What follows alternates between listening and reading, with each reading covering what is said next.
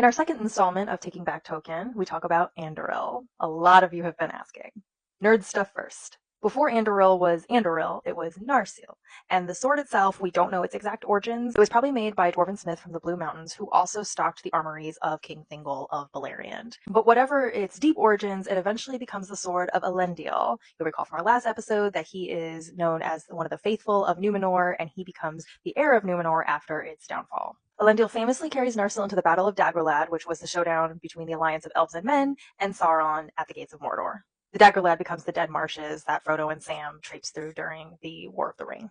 The sword becomes famous because when Elendil falls, his eldest son Isildur takes it up. It shatters when he does so, but he manages to cut off Sauron's hand carrying the One Ring. Once Sauron is divested of the One Ring, a lot of his power escapes him, and he is defeated for the time being. Isildur collects the shards of Narsil and keeps them with him and his family, but never ends up reforging the sword himself, and he is eventually killed later. He is just too obsessed with the One Ring to really pay attention to it, is my theory. As with the Palantiri, the sword becomes the heirloom of Aragorn, son of Arathorn. It is reforged in Rivendell and given the name Anduril, Flame of the West. And this is the sword Aragorn uses throughout the War of the Ring. So that is the tale of how Narsil, the blade that was broken, becomes Anduril, Flame of the West. And I guess our tech bros heard Flame of the West and thought this would be the perfect name for a company that outfits Western nations with weapons of mass destruction. And this is where Peter Thiel's Palantir re-enters the story. So Palmer Luckey founded Anduril Industries, but it is heavily funded by Peter Thiel. In fact, just a little bit ago, Thiel's founders fund just dumped another $1 billion into Anduril. The story is becoming even more disturbing because Palantir's Maven AI system is now integrating with Anduril's Lattice system. So both of their AI capabilities are integrating with each other now.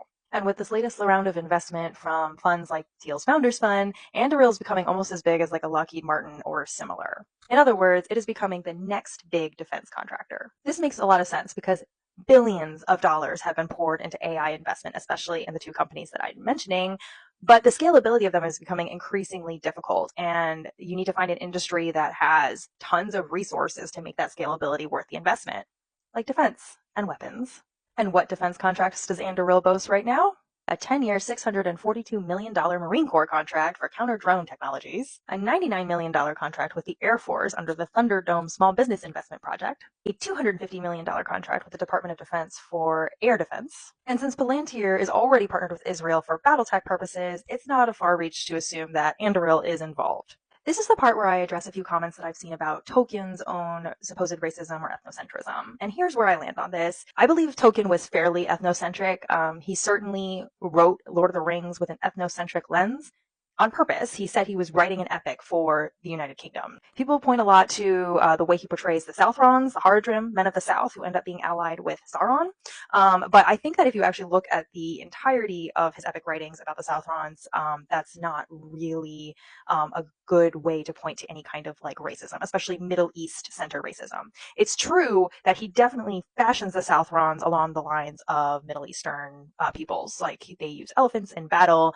They're clearly darker skinned. He talks about how the country is warmer and more desert-like. But in the Akallabeth, which talks about the downfall of Numenor, he points to the fact that the Numenorians become more despotic over the Southrons as signs of Numenor's decline. The fact that they started exacting tribute and being more aggressive and conscripting those people into military service for Numenor and that sort of thing.